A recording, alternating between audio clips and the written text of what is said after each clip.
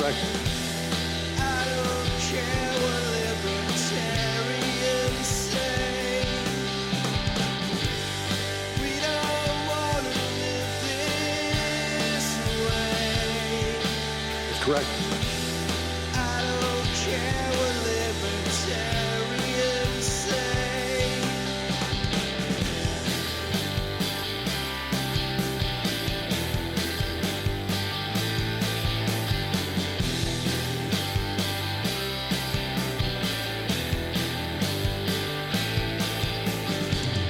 Head down and keep your hands to yourself.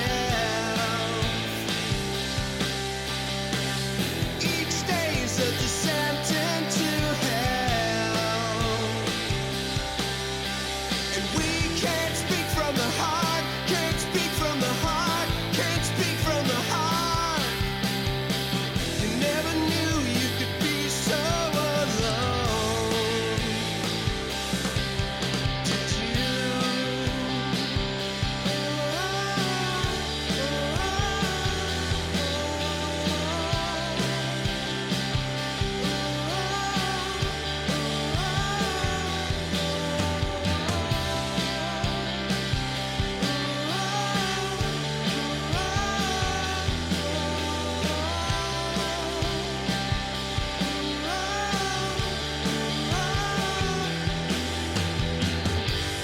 We don't wanna live this way. I don't care what libertarians say. We don't wanna live this way. I don't care what libertarians say.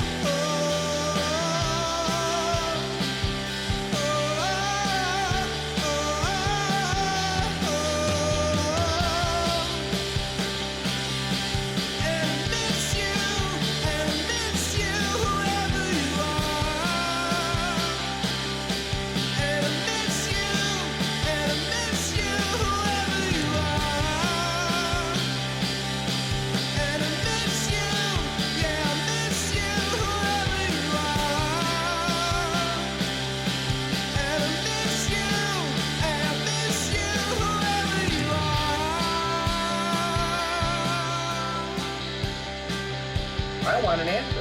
It's not something to ignore. I think you're 100% full of shit is what I think. If you think we No want offense, fuck you then. Hold on. Who are you to think tell we me want I'm full of shit? Oh, look, that always fires me up. You tell him, Rayla. You tell him, Mayor Lightfoot.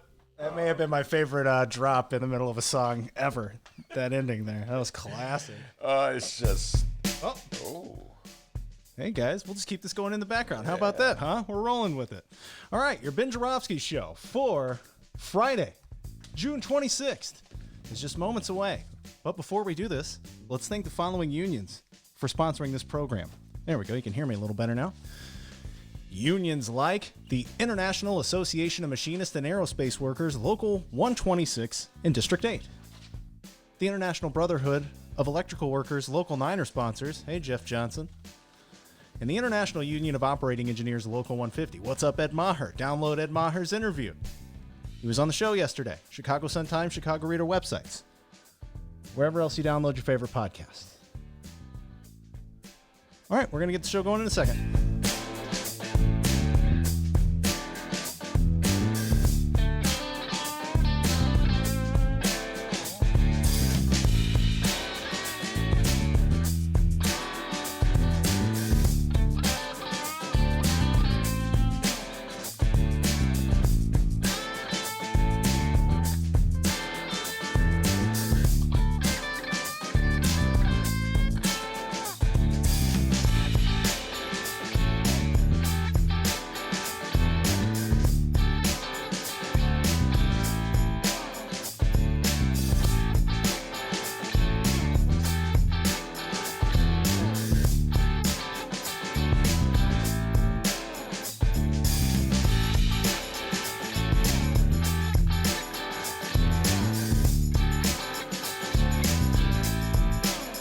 It is Friday, June 26th, and live from Ben's Attic, this is the Ben Joravsky Show.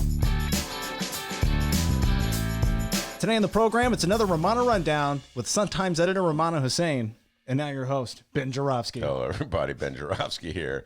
We're called, but by the way, great guitar riff. That's not what we're calling the show, but It's MG Michael Girardi. Michael Girardi, and excellent job. I was just like, I hadn't heard that one before, and I was just playing air guitar on it, and you kind of caught me off guard there. I was like, no. Anyway, focus. We're calling this. You're like an air guitar Ted Nugent. No, okay, don't compare me to Ted. Oh, I didn't think about that, but he is pretty badass. Okay, you're like an air guitar Eddie Van Halen. Neil Young. And if I want to go left-handed, Jimi Hendrix.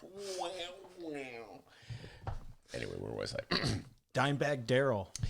We're calling this Free Internet Friday, and here's why. So I woke up today and found something a little unusual for these times. Good news! Yay, good news! Yes, next to the unrelenting grim news about COVID-19, found a little good news. Yay for our teachers! Yay for our teachers! Good news, you say?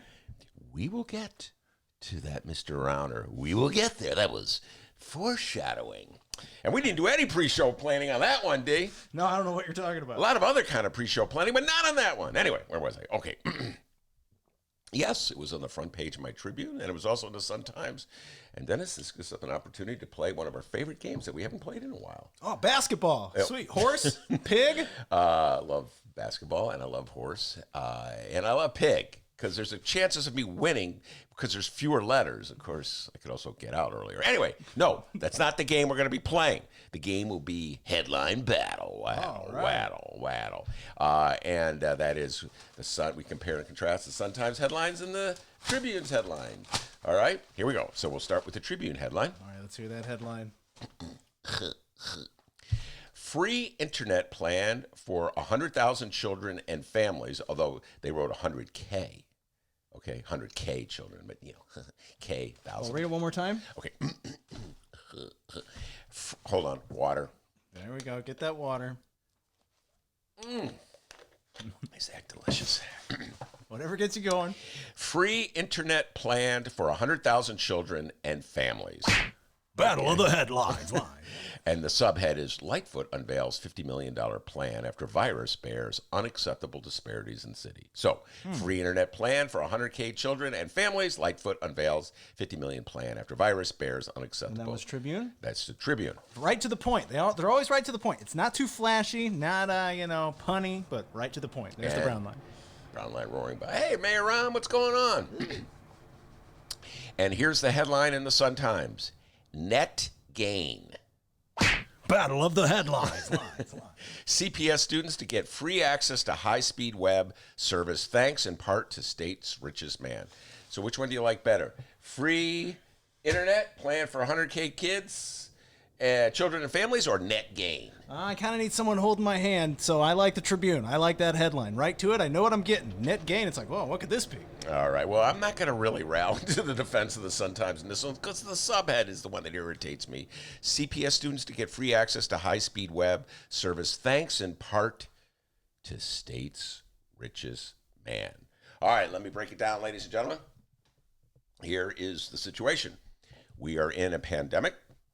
Schools are closed, so children are relying on the internet to get lessons from teachers, to complete those lessons, to send in to do their homework, to send in their homework, etc., and so forth. But many children in low-income areas of Chicago, many poor kids in Chicago, live in homes without internet access, or they live in homes without computers. Now, we learned this last year. The CPS distributed computers, free computers, to children who are in homes without them. This is a little funny line. Not funny, but, well, it was kind of funny, D. This is straight out of the Chicago Tribune story today. In switching to remote learning, CPS distributed more than 100,000 laptop computers and tablets. These are computers that districts recently purchased or others that have been donated by individuals and that came from its own stockpile. CPS got a stockpile of computers? So bizarre. I remember back in the 90s when Paul Vallis took over at CPS and he went to the warehouse and showed reporters all the tables and chairs, etc. It was a staged, shocking, one of those stories that they stage from time to time to shock us. But it was all this equipment in the warehouse at CPS. And now they got computers in the warehouse. Anyway, that's not the point of the story. But that was just an interesting detail. They got always computers in the banana stand. Anyway, thank you. Anyway, to provide internet service to homes that can't afford it, it will cost $50 million, according to the newspapers, which are quoting and citing Mayor Lori Lightfoot. So where does Chicago go to get that $50 million? Well, they've taken out the tin cup and asked the wealthiest people in the state of Illinois to donate it, and that's the part of the headline that kind of irritated me a little bit. State's richest man, Ken Griffin. I don't know if you remember that name. Ken Griffin, diehard Republican. Think he's richer than JB? Yeah, he's definitely rich. Remember JB? I mean, okay. JB is not that Perfect person. Yeah, well, he's definitely not a perfect person. But I believe his worth is about $2.5 billion. Don't quote me on that. Oh, I can't relate. Okay, whereas Ken Griffin's worth is over $13 billion. Holy cow. Okay, and let me give you another example. From Amazon. Bezos' worth, I think, was $55 billion. Don't quote me on that, but that was my memory when we were trying to give him $2 billion. Remember those days, Ronner and Rom? Please take more of our money. Then they wouldn't even tell us how much they were going to give him. We can't tell you because we signed a non-disclosure agreement with them. It's like such a joke. And people in Chicago are nodding along. Okay, sounds good to me. That was a different time. That was 2018. I was ranting and railing about that. Remember, D? Mm-hmm. All right. So anyway, the state's richest man, Ken Griffin, has kicked in. How much did Kenny G give? He gave $7.5 million. $7.5 million. All right. Other major donors include the Crown Family Philanthropies. They gave $5 million. Chicago Community COVID Response Fund, administered by the Chicago Community Trust and United Way, they kicked in $2.5. Thank you very much. The Illinois Tool Works, $2 million. Pritzker Foundation, hey, they gave $1.5 million. I think JPB Foundation, which maybe is that. JB's, I have no idea who they are. $500,000. Joyce Foundation gave $250,000, and another $750,000 commitment was made by President Barack Obama and his wife Michelle. How about that, D? How much did the Ben Joravsky show give on there? Let's see.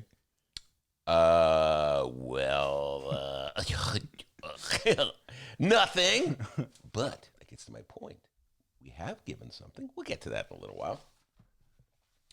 So anyway, the state's richest man, kicked in $7 billion. We're all supposed to be happy about that and rejoice. Well, I'm really going to try, folks, not to be cynical and jaded about this. I'm really working on this. I told Dennis today I'm going to be really working from here on out on not being cynical and jaded. And whenever I feel like a moment of cynicism or jadedism, if such a word exists, I will just take like a deep breath, do some like yoga stretches, close my eyes, and do all the things that Ramada makes fun of me for doing. I'll do them now. Yes, don't be cynical. Don't be jaded. Be focused, Ben. Okay. All right, let's just break this down. Ken Griffin, yes, thank you for the $7 million that you donated, 7.5, let me get it right, to help the poorest of the poorest kids in the city of Chicago have internet access. And let me just point out that he's made other donations in his life. I had to go check this out, but it was $60 million as of 2019 to various political campaigns. So let's just put this in perspective. We have this huge problem where the poorest kids in the poorest neighborhoods are unable to have internet access so that they can do their homework and study their studies in a pandemic so they can try to keep up with the richest kids in the state who are their peers, right? They've already at a disadvantage from the moment the race starts, but without internet access, that disadvantage will just grow, all right? Just the bare basics. So he kicked in $7.5 million for that while kicking $60 million to various politicians. So I'm not great at math, as we all know, but I do know that 60 million is a lot more than 7.5 million. That's correct. Thank you, Mr. Mueller.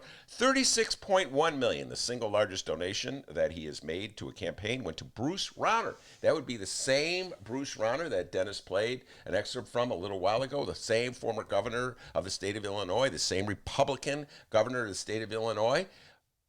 Yay for our teachers! Yay for our teachers! Yes, that governor, Bruce Rauner, the one you're trying to put out of your mind, that governor, Bruce Rauner, who was dedicated to bankrupting Illinois government because he wanted to destroy unions in the state of Illinois, that Bruce Rauner who made it really hard to get the money that schools needed to do things like, I don't know, provide internet access for the poorest of the poor kids so we wouldn't have to depend on the kindness of wealthy people, that Bruce Rauner, he got $36.1 million from Kenny G, and Ken Griffin has given $7.5 million to help the poorest of the poor have internet access. We're supposed to be happy about that. $36.1 million to Bruce Rauner and $7.5 million to the poorest of the poor. I don't know. I think we're losing out because let me remind you one more time. Ken Griffin spent his political money, his donations, to bolster the campaigns of politicians who were dedicated to destroying public education as we know it in the state of Illinois. That was their mission in life. The most important thing, the most important point on their agenda was to destroy unions, like teachers' unions. That was their agenda. So he gave $60 million to that political cause, and then, a little change, $7.5 million for the computers. And we're supposed to be really thankful. I would rather be able to fund the computers with taxes that we paid. I would like to think that the state of Illinois, the people of Chicago, the people of this country would think that investing money, that's what it is, investing money in the poorest communities with the poorest kids would be a worthwhile investment that we should make in order for our civilization to continue. I would like to think that's something we would consider worthy. But no, Bruce Rauner, Ken Griffin want to set up a situation where there's less money for our government to fund these programs so that they're more dependent on people like Bruce Rauner and Ken Griffin doling out a portion, and a very small portion, of their enormous wealth to fund things that we should be paying for anyway because they're important services that everyone needs. When I say I'm the cynical one, I think they're pretty much the cynical one because they buy good PR that sort of diverts attention from what they're doing on the political end of things. They buy good PR. Oh, $7.5 million. The state's richest man. Thank you, state's richest man, for being so generous. I'm going to forget the fact that you were supporting politicians who were determined to destroy public education in this country. But thank you for the $7.5 million. Now, here's the other little interesting thing. By the way, I did some math. Thank you. Did some great math. I tallied up the amount of money in donations. Now, did you run your answer by Daniel Biss, the greatest mathematician in all of Illinois? I didn't run it by Biss. Every time you say that name, I by the way, D, I want one more time. I didn't vote for Daniel Biss for governor. I voted for Letisa Wallace, okay? There you go. Letisa Wallace was who I voted for. I don't think I'll ever get over that. I don't think I'll ever get over that one with... Hey, at least you didn't vote for this guy. Yay for our teachers! Yay for our teachers! There's the brown line. Oh, there's the brown line. You know why I voted for Biss? Because in those days, I was working for the progressive station, D. I was overwhelmed by all those good liberals. Ben, you should really vote for Biss. Okay, I'll vote for him. I was really voting for Letisa Wallace. Well, don't forget that, D. All right? Anyway, where was I? Oh, yeah, so I tallied up. Okay, I'm no Dan Biss. You're right, D. You're right, I'm no Dan Biss. Who is? Who is? I mean, dude, even if you maybe, can you juggle? Can he juggle? Yeah, man, there's a lot of videos of him juggling. I did not know that. Yeah. You know what? I'm proud I voted for him. There you go. I voted for all the jugglers and the clowns, and they did tricks for you. You never realize it ain't no good. Anyway, sorry. He's a smart man. He's got a little side gig there if politics just gives him the boot. Yeah, he can juggle. Anyway, Chuck E. Cheese nearby. Where was I? Oh, I did. I found my inner Dan Biss, and I did the calculations. And when I added up all the donations that the wealthy people, including Barack Obama and Michelle Obama, thank you, Mr. President, kicked in, it was $12 million. Now, then I took the big leap mathematically, and I deducted $12 million from $50 million. Guess what? $38 million was provided by the taxpayers. That's correct. Why aren't we in the headline? Thank you, taxpayers. Okay, it's a minor irritation of mine. Millennium Park here in the city of Chicago, and Millennium Park was built with taxpayers' dollars. I don't know if you know that, ladies and gentlemen, because it's easy not to know that because we were spoon-fed all this propaganda that it was the wealthy contributions for the wealthiest citizens of Chicago and Illinois that made Millennium Park possible. And we're all supposed to go, thank you, wealthy people. And they have this monument with chiseled the names of people who gave money, all wealthy people. Bruce Rauner's name is on there, D. Kicked in a little cash. Yeah, but we forget that the taxpayers spent most of the money to build Millennium Park. Why aren't our names chiseled in the stone? So you asked D, how much money did the Ben Joravsky Show give for these computers? Every year I pay my taxes. And unlike Bruce Rauner and Kenny G, I don't try to elect politicians to cut taxes. How about that, D? Yeah. In fact, I think I pay a greater portion of my income every year to taxes than Ken Griffin, Bruce Rauner, J.B. Pritzker. And to go back to one of your favorite embarrassments, I never took the toilets out of my house to lower the amount of taxes, okay? I never invested in islands in the Caribbean to shelter my income from taxes like certain governors of the state of Illinois. I'm not a perfect person. You're just lobbing them up to me today, man. So I think I've made a greater donation actually to this cause than Kenny G, Ken Griffin, or Bruce Rauner, or anybody else, and even President Obama. So anyway, the taxpayers are still putting up $38 million. And what are we getting for this? Well, we're getting internet service. So I'm reading the article. Oh, it's very important to have internet service. You got to have internet service. Got to do the homework. All right? So then I'm reading the Chicago Tribune. I took the deep dive, D. How you going to Venmo without internet service, you know? I am, right. Venmo. How you going to Instagram? Yeah, you're going to do my Instagram thing, all right? So how you going to watch Gary Owen without... I love Gary Owen. It's true. Dennis is, he's pointed out, he's exposing all my secret delights, Gary Owen. I try to keep that hidden. I love Gary. You think he's hilarious. Anyway, so I go to page 8. What do I discover? It says, this effort is expected to take 4 years. I'm like, 4 years? It's going to take 4 years to get internet service for the poorest kids in the poorest neighborhoods? Like, what are they supposed to do in September? It's like a whole new excuse for a kid, D. In the old days, if we didn't do our homework, teacher, my dog ate my homework. And now the kid can say, well, dog. Now the kid can say, well, Ken Griffin only gave $7.5 million, so it's going to take 4 years. So I'll get you that homework assignment in the year 2024. Does that work for you? Or try my dog ate my laptop. See how that goes. The dog ate the laptop that CPS had in the banana stand. Hey, we got these laptops just sitting here. I'm wondering, why did it take them so long to give out the laptop? If they were just sitting in storage, what were you holding them on for? We're waiting for the perfect moment to give these. How many generation of kids went without laptops because CPS had a stockpile of laptops?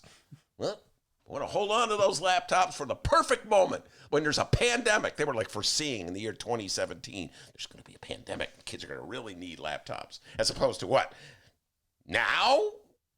I bet every kid at New Trier had a laptop in 2017. Kids in New Trier don't have to depend on Ken Griffin digging in a sliver of his enormous wealth to get them internet access. And by the way, 4 years. Now, let me just tell you something about Ken Griffin. Ken Griffin's a hedge fund operator. His ability to make gazillions of dollars on the drop of a hat is based on his unbelievable technology that he has that enables him to buy stocks and sell stocks and move money and buy companies like in an instant. He's got all these computer geeks, like hundreds of them, building the fastest computers in the world. Could you imagine if the head of IT went to Ken Griffin and go, boss, I hate to tell you this, but the internet will not be working for that guy? This is Billy Bob in research for cool, Ken Griffin's country. Boss, 4 years. We'll get that up in 4 years. Okay, I'll make that trade. I'm going to make this trade condition. Buy me 100 shares of Apple in 4 years. I think that IT guy would be fired. So my attitude is, if Ken Griffin can have a computer system that works like this, right now, what about the kids in the city of Chicago? Look, guys, I know we say we care about the poorest kids in the poorest neighborhood. I know we say that. We say that all the time. We care about them. And then we see articles like this in both papers. Both papers. Oh, thank goodness for the wealthy people of the state of Illinois who are looking out for us. On one hand, they promote politicians that destroy our public educations, and then on the other hand, they give like a nickel. A nickel here. Take a crumb. So in 4 years, you may have internet access. Good luck for the next 4 years, by the way, on the internet access. I know we say, we really care about the poor kids in the city of Chicago and throughout the state of Illinois, but I got to tell you this, folks.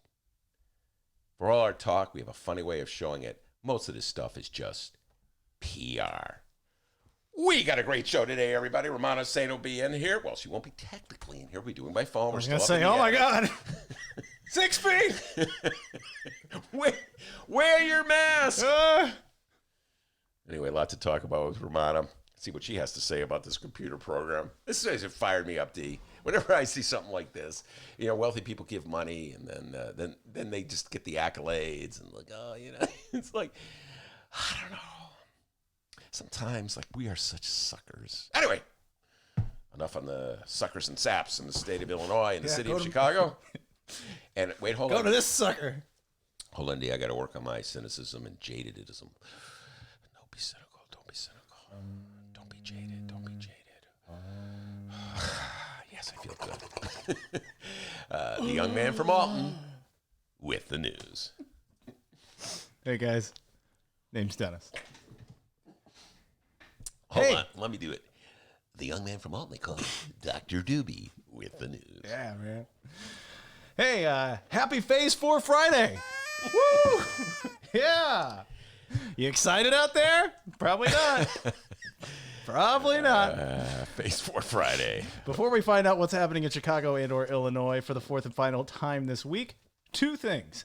First, we'd like to remind everyone to download this weekend's Benny J bonus interviews. Not 1, not 2, but 3. Yes, 3 brand new one-on-one interviews for you to download. Here is this weekend's lineup on Saturday, available by the god-awful early hour of 5 a.m.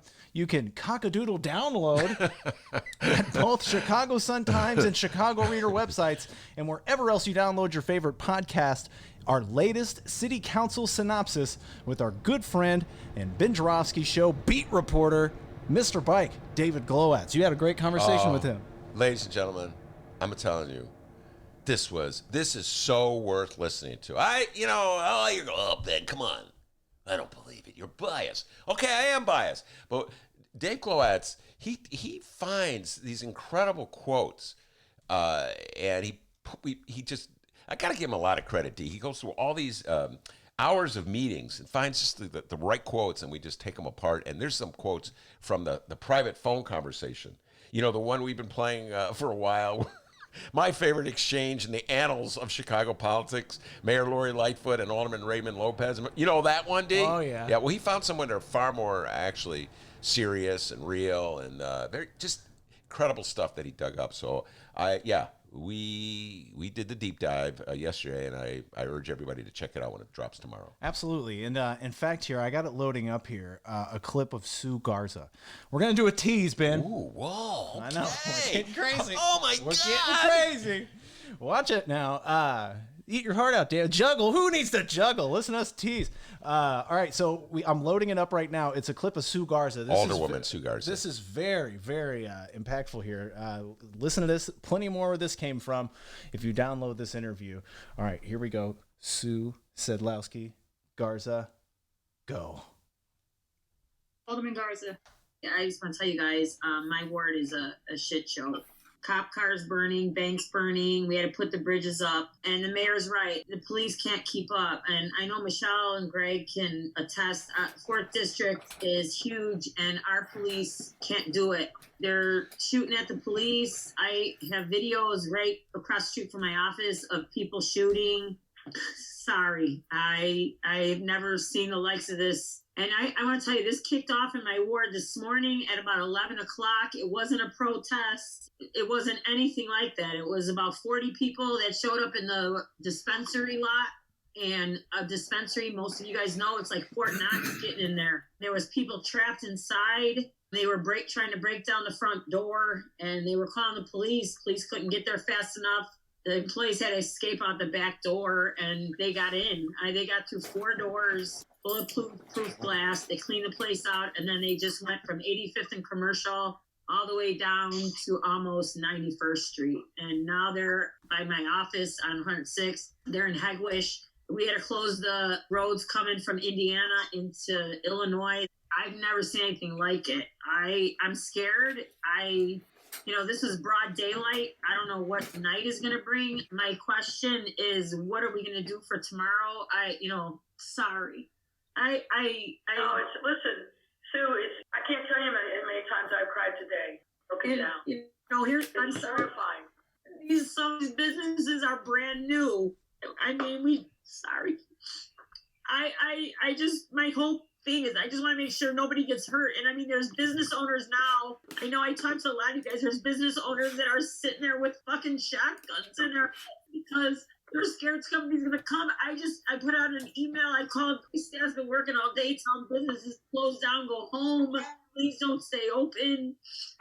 What's going to happen tomorrow, Mayor Light? But what are we doing? And what is the role of the National Guard? Are they going to come to our wards, or what's the thing? What are we doing here? Sue, first of all, you're expressing, I think, sentiment that a lot of us feel. This is something that we've never experienced before. It's hard for me to wrap my mind around people destroying their own neighborhood.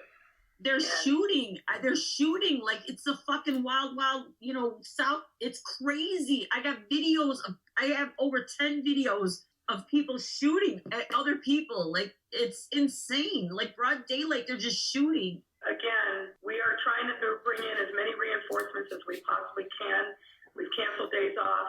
The National Guard will free up resources so that we can put more resources into the neighborhoods where it's desperately needed. We also have almost 200 state police.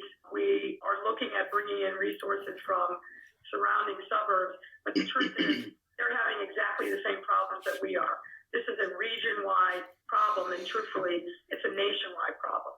So there you are. There's a little bit of that there. Yeah, that was strong stuff, and that's what I'm saying. Dave Colette's extracting that. That was from the quote unquote private conversation between Mayor Lori Lightfoot, excuse me, Madam Mayor, and the alderman. And I think there were over 40 aldermen there, so obviously it was a violation of the Open Meetings Act. And they were really talking very honest terms about what was happening in their neighborhoods in the days of Memorial Day weekend, when there was so much looting and rioting and unrest in the city of Chicago. And we still haven't gotten down to the bottom of it, D. I didn't even, this is something that Dave Golitz and I talked about yesterday. I didn't mean to go over it again, but you playing that. We still have not gotten to the bottom of just what was the extent of the damage, and what was the city's response, and what was the police strategy. And it just gets into the heart of so many issues. Like, there's a defund the police movement at the very time people like Sue Garza, Alderwoman Sue Garza from the Southeast Side, she's the 10th Ward, the part of the city that borders Indiana, and other aldermen are begging for police to be in their neighborhoods. And so we have just a lot of complicated issues that are not easily boiled down to talking points, and it's not made easier when there's so much recalcitrance on the part of the Fraternal Order Police to even just acknowledge that problems exist. And it's not made any easier by reducing these very serious issues to like a statement like defund the police. So I urge everybody to check out that interview. And you know what? I wish all city council meetings were as honest as the ones that they have when they don't think anyone's listening. Yeah. You know what I mean? And now the takeaway from that is they're going to really bend over backwards to make sure nobody ever hears the honest discussion that goes on. Anyway, powerful stuff. My hat's off to Dave Glowatz for digging it out, and we take the deep dive. We can't think of enough for that. It's a great interview. You should go download that. It's available Saturday at 5 a.m. On to Sunday, it's another cannabis conversation with Lisa Solomon, and this time around, her guest is one Keely Parnell. Ben, you talked with him yesterday. Well, give us a little... Keely Parnell, again, we talk... This is... can't get the words out. At the top of this show... I talked about our really, how do I put it, inconsistent, contradictory approach to helping the poorest kids in the poorest neighborhoods, where we say, you know what, we have a problem. We're in a pandemic. The poorest kids in the poorest neighborhoods don't have access to computers so they can do their homework and schoolwork. And when there may not be school in September, we don't know. I mean, there could be a second wave of the coronavirus. So we really don't know. There could be other moments when they're not in school. So it's important to have an internet program for them. So what do?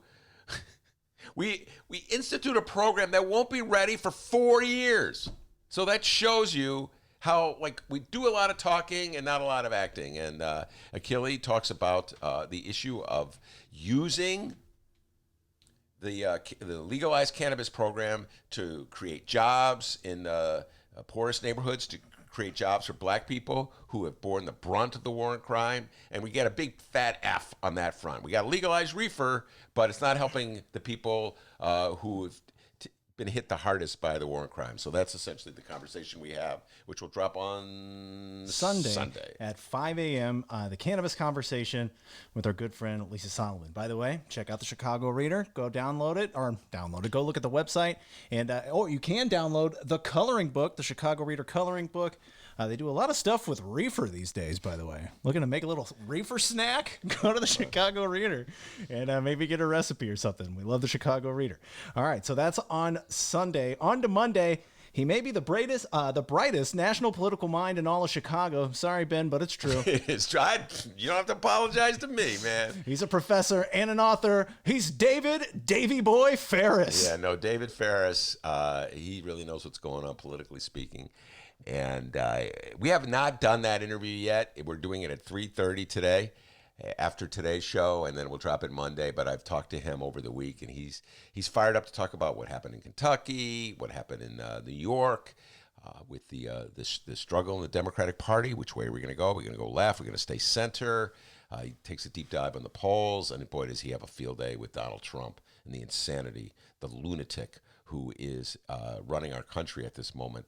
So lots of good stuff from Professor David Ferris. And you never know what one-liners he's got waiting, you know? He's a real funny guy. No, he is a funny guy. He's really quick on his feet, good on improv. So looking forward to that conversation. So there you go. Our 3 Benny J bonus interviews available at both Chicago Sun-Times, Chicago Reader websites, and wherever else you download podcasts. That's right, live streamers. We need you to go download these. Go check them out. Tell your friends.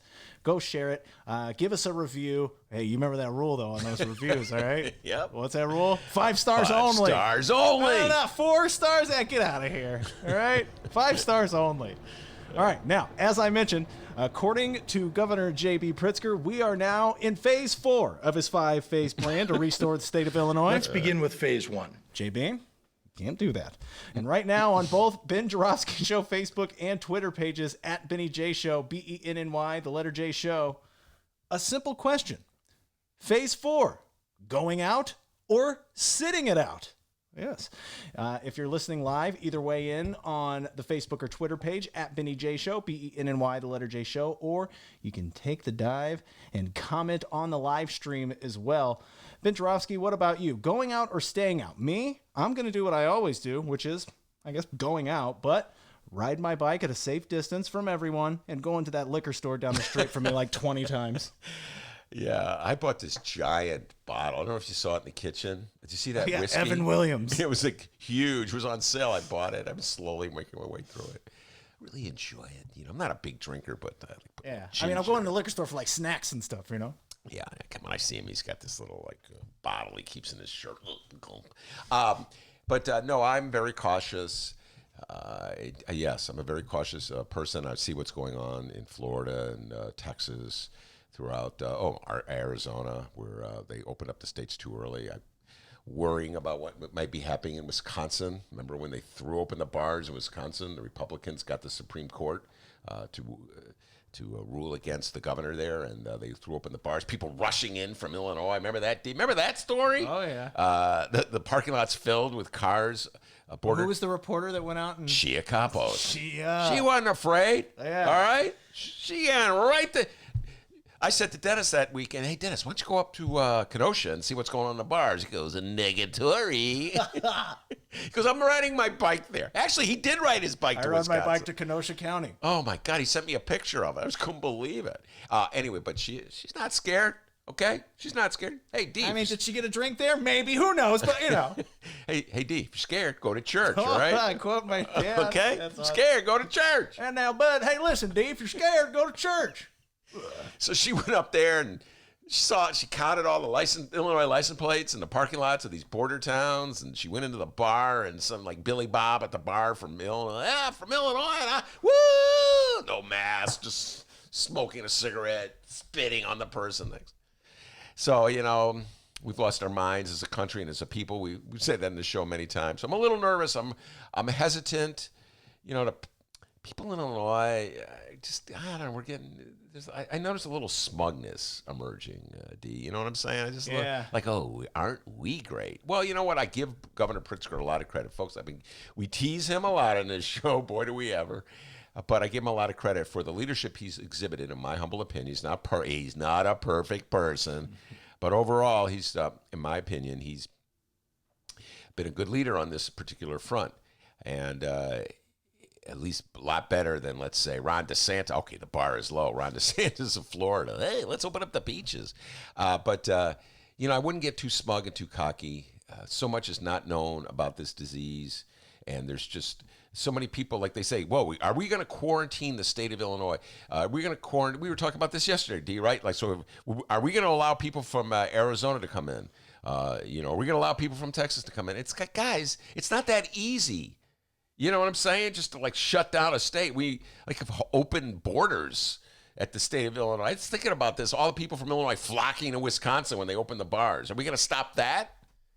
So people going to Indiana, just thinking of Sue Garza, her ward borders Indiana. People going to Indiana, get the cheap gas, get the cheap cigarettes. We're going to stop that?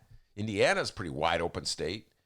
So, we're exposed. We're exposed to the idiocy, in my humble opinion, of governors in other states. So we shouldn't get too smug and arrogant, about our situation, and too complacent, I guess is the right word, going up forward. All right, so that was a long way. I think sitting it out, right? Oh my God, yeah. I said sitting it out. I'm definitely sitting it out. Yeah, my life hasn't changed. I go for walks late at night, or when no one's around, and if I see somebody coming, I walk the other way. I put on the mask.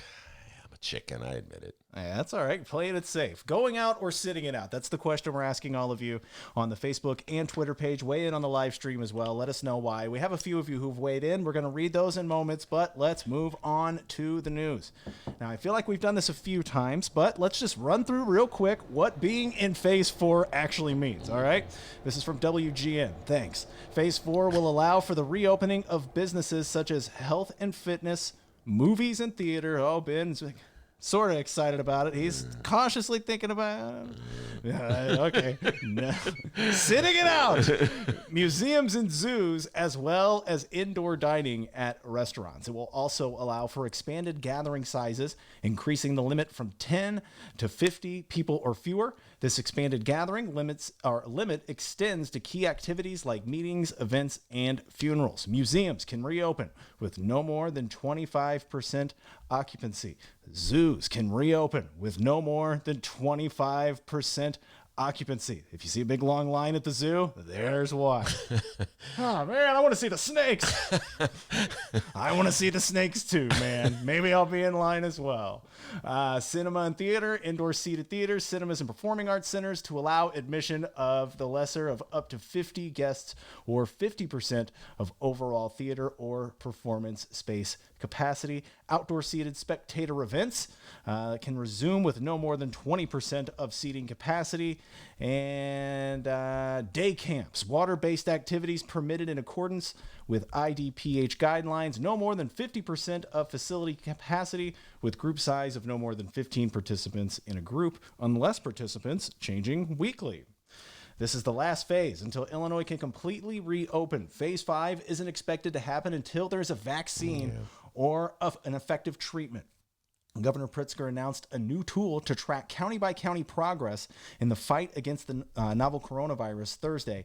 But as the state ready to enter the next phase of reopening, he also warned that he would not hesitate to move certain regions backward if progress subsides. Yeah, certain regions backward. So, hey, Darren Bailey, did you hear that? That's like a little bow to you, DB Darren Bailey, state representative from downstate Illinois. Who's going to feed them hogs? Who doesn't believe that the coronavirus is a serious threat, who doesn't believe we need to wear face masks, who believes any attempt to protect the citizenry of Chicago is the first step toward tyranny.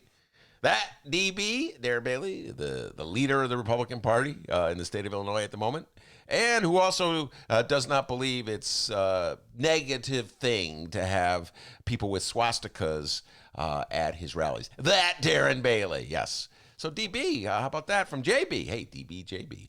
JB gave you a little shout out there with the certain phases. How about that, DB? So, yeah, Pritzker, that's why I always give Pritzker a little more credit than Lori Lightfoot, because he has to deal with the Darren Baileys of the world on this issue. And, everybody Chicagoans love Lori Lightfoot. When she shuts down the Lightfoot. Oh, yeah, shut us down some more, Mayor Lightfoot. Arrest us. Arrest us. Yeah.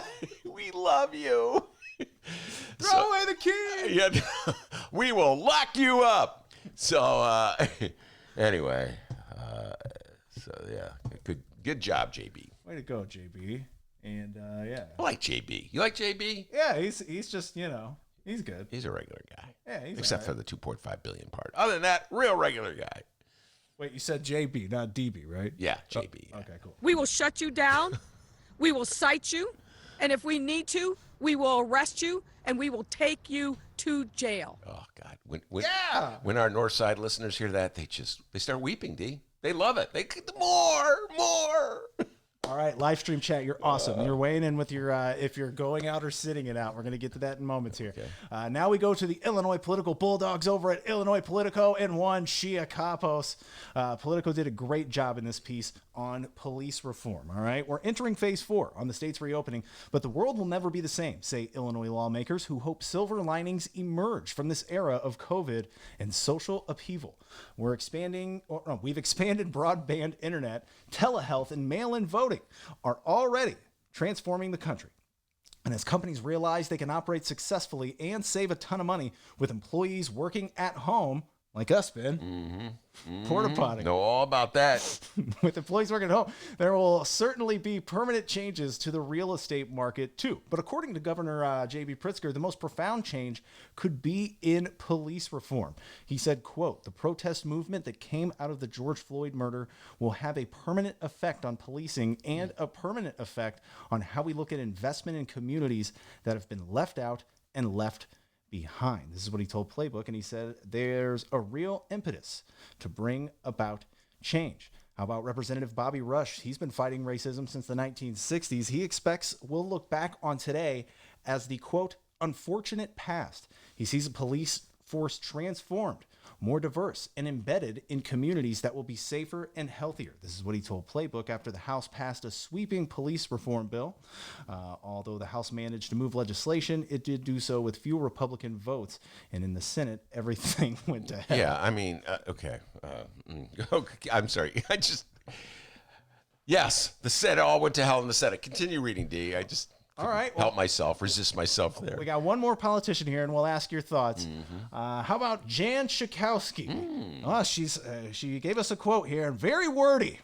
From Evanston. Yeah. My this is hometown. some Evanston, fancy schmancy writing here. Jan Schakowsky, who spoke to Playbook before that vote, said she's never seen before, prompting, what was that word again we went over, Ben? Recalcitrant. Recalcitrant. Decision makers to acquiesce to change. Yeah. Schakowsky expects the activism will push Trump out of office in November and in turn bring about, quote, one of the most progressive eras in the United States, one that will see more women and minorities run for office and expands voting by mail. She says, we're already seeing people who were unwilling to leave the line in order to vote. This is a different moment, she said, pointing to primaries held in other states this week. Ben, your thoughts? Well, lots of different things were thrown into that article, and the enthusiasm. Listen, I'm fired up as much as anybody else to get a huge turnout in November to defeat Donald Trump. Everyone knows that. But in the specific issue of police reform, which is what the article ostensibly was about, we are so far away as a society for making the changes that the reformers want.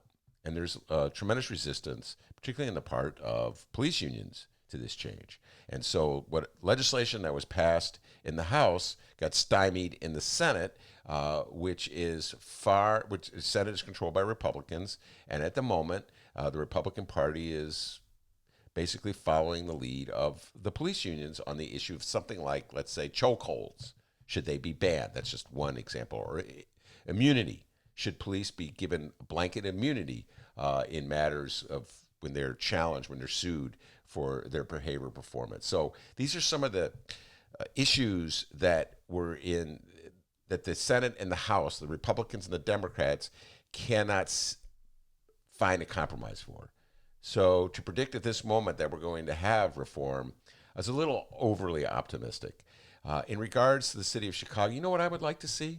I would like to see what we were talking about earlier with Alderwoman Sue Garza. I would like to see a breakdown and analysis of what our police did in the days following the death of George Floyd, the murder of George Floyd, when there was so much unrest in the city of Chicago. What was the strategy of the city of Chicago? How did it deploy its police? What was the plan? What's our plan right now going forward to deploy police?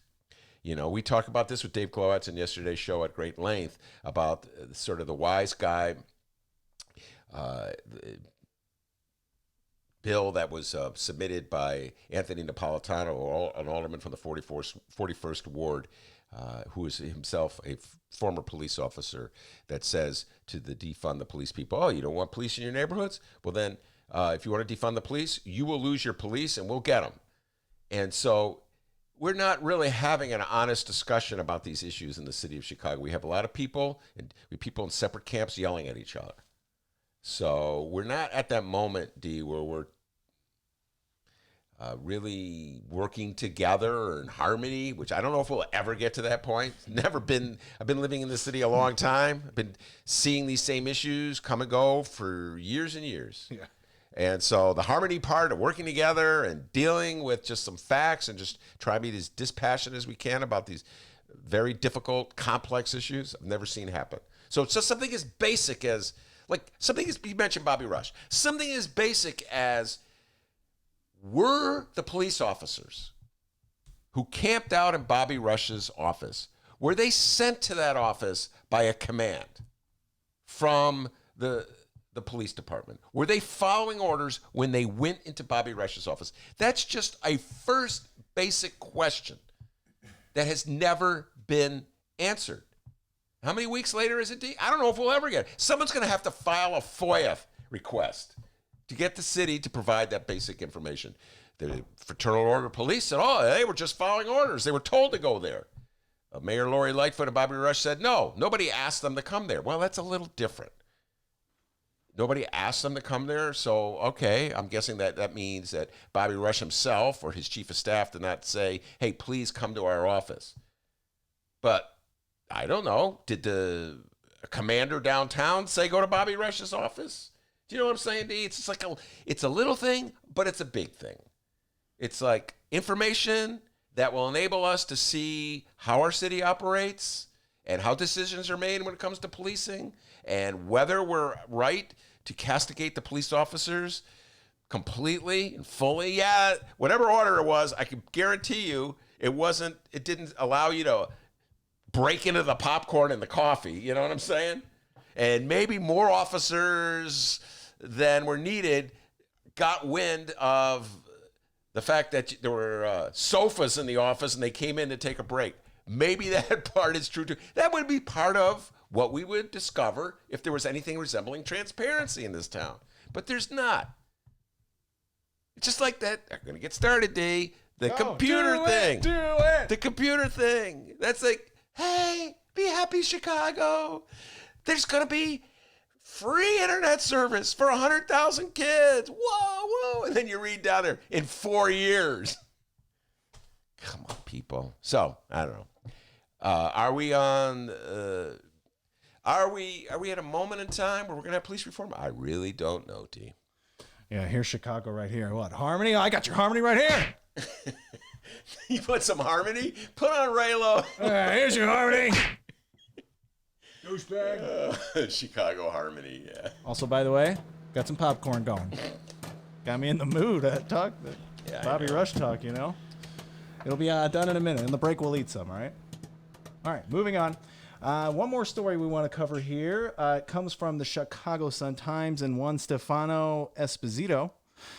Speaking of police here, a South Loop youth activism group that says it was illegally raided by Chicago police and other city officials during recent protests has filed a federal lawsuit claiming racism prompted the search May 30th. Leaders in the Chicago Freedom School say they were merely providing a safe space for protesters when police in riot gear arrived along with representatives from the city's Department of Business Affairs and Consumer Protection, who issued a cease and desist order for violating a city code about serving and preparing food. I'll read a quote, then we'll go to you, Benny J. Oh my God, I'm all. Come on, this one, well, yeah. Maybe you can weigh in on I this saw quote. this one in the Bright One and the Tribune. Go ahead. The quote comes from lawyer Joey Mogul. M-O-G-U-L. Mogul? I don't know. Mogul. Quote, they have not brought these illegal trumped-up charges against any other youth services organizations for doing the precise same thing they all do, which is provide commercially prepared food to its young participants. All right, that's the quote there. Ben, let it rip. All right. Again, the issue, the larger issue. What was our strategy in the aftermath of the George Floyd murder? What was our plan? How was it implemented? Was there a plan? Was there a strategy? Was the mayor's office working in conjunction with the police department, the leaders of the police department, and the local aldermen, etc.? That's what we should be exploring as we go forward. This particular incident, this is unbelievable. Now, this is an allegation. It's a lawsuit. So, again, to really understand what happened, you got to hear what the other side says. But the allegation is horrendous. So this youth service operation was providing shelter to protesters. The police came in and shut them down. If that wasn't bad enough, and this is the part that I find, I don't know why I fixate on this, D, but this is so Chicago. They sent in some muckety-muck from the city to write him up for not having a license. Are you kidding me? To provide food? Sue Garza is talking about just rioting in the streets, gunfire, people's lives in danger, and the city of Chicago is sending in an inspector to write them up because they were giving out pizza to protesters. They didn't have a license.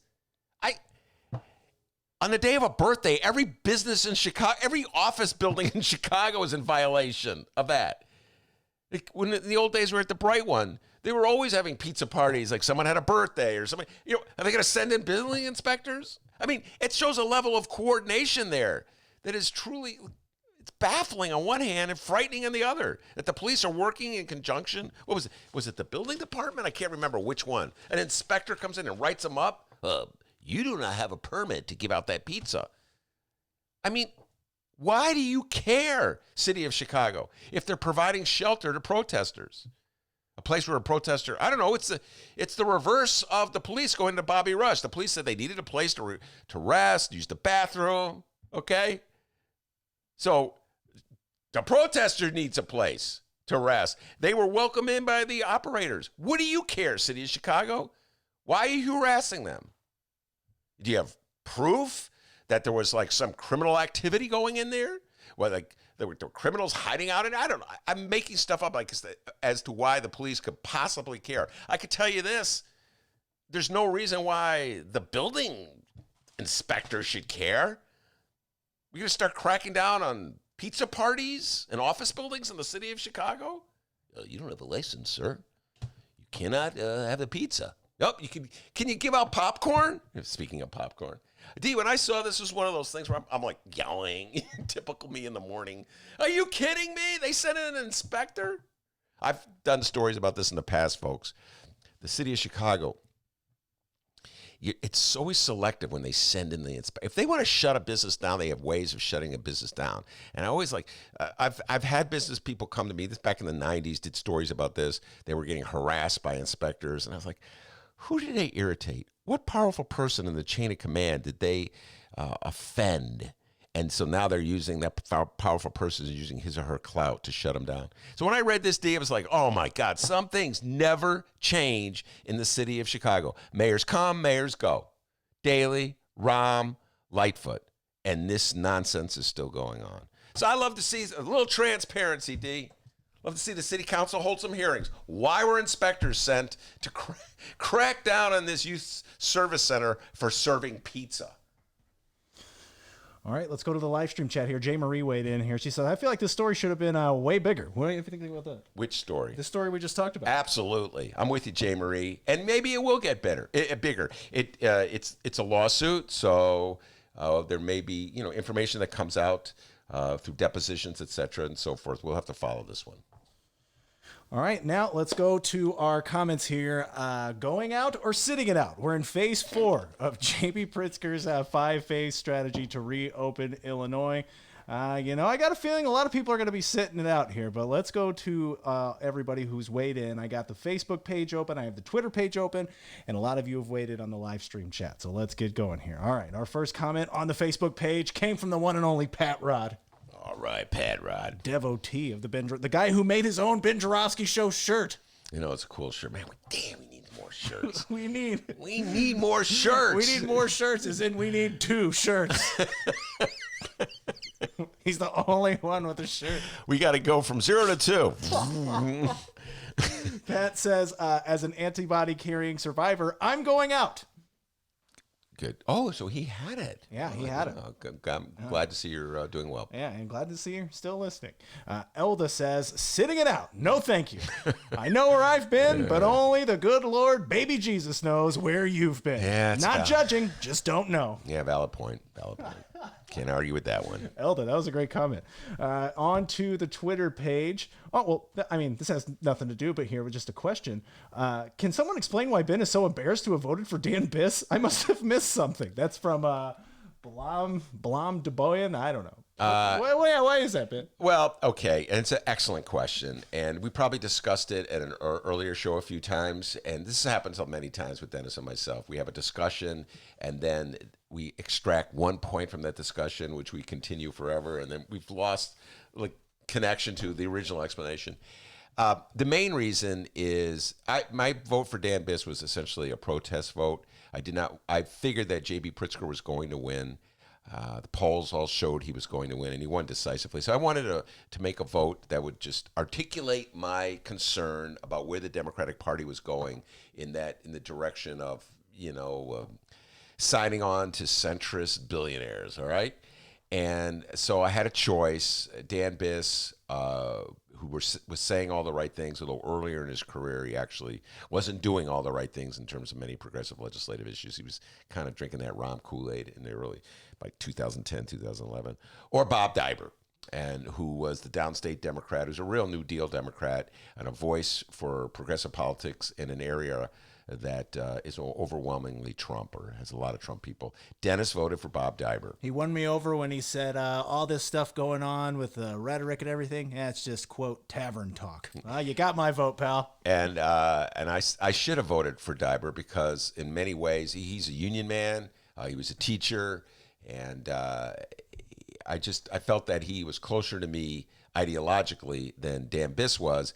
But I allowed some of my friends of the North Side progressive persuasion, will let it go, who told me that you should vote for Biss because he will lose, but the more votes he gets, that will push Pritzker to the left. So I went with that. And then it just, I'm just like, Dennis is bragging all the time. I voted for Dibert. I'm like, I wish I voted for Dibert. Yeah, that's me. I voted for Dibert. And that's kind of how it came about. I was like, wish I had voted for Dibert because whoever I voted for was going to lose.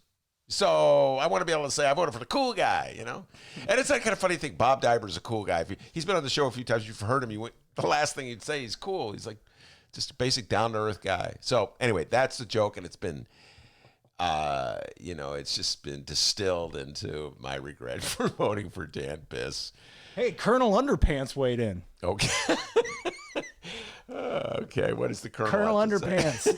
Sitting it out or going out? Yeah. Colonel Underpants says, I do not see enough reduction in COVID cases to justify the risk. I'll continue to do curbside pickup for at least 2 more months, if not longer. Yeah, Colonel Underpants. Where did he come up with that name? Great comment from an odd name. But by the way, going back, just one last thing. I'm a big fan of Leticia Wallace, who is Dan Biss's running mate. She's been on the show many times. And so now the joke is, I didn't really vote for Dan Biss. I voted for Leticia Wallace. So going forward, when I say that, that's the joke. Sorry about that, guys. I leaned on the button there, the punch button. How about Reflex? Reflex weighed in. Twitter is so bizarre. Man. God bless you, Twitter. Reflex says, don't forget, thousands of protesters gathered everywhere. Predictable that everyone's leaving that out. Oh, pushing back.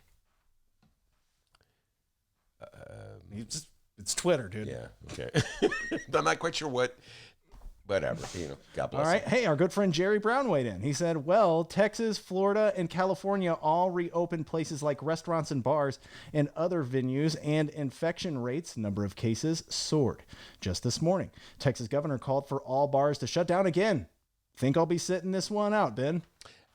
Jerry Brown, pride and joy of the south side of Chicago, used to come on the show. That Jerry Brown? That Jerry Brown? Jerry, I'm with you. How about that? We got to bring Jerry Brown back and Tom Shepard. Remember those days, D?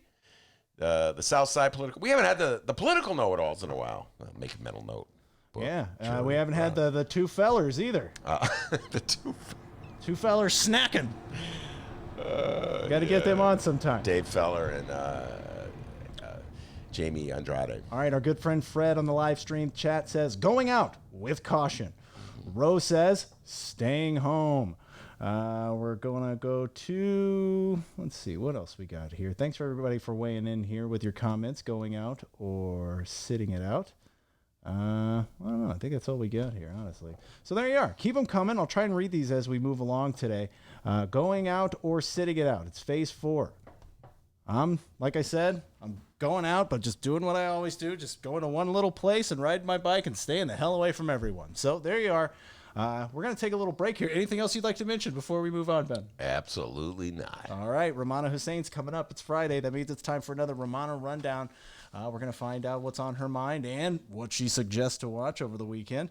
Don't go anywhere. It's the Ben Joravsky Show. We are live from Ben's attic, and like we always do about this time, how about a little Michael Girardi? Let's do tax increment financing. It's the Ben Joravsky Show, live from Ben's attic.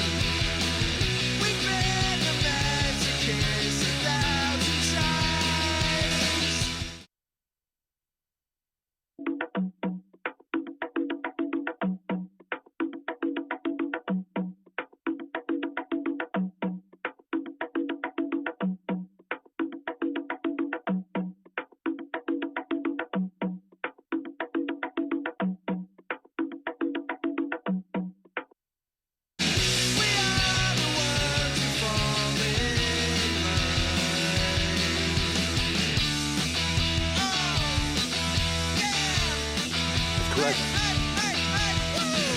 They say they wanna level with you,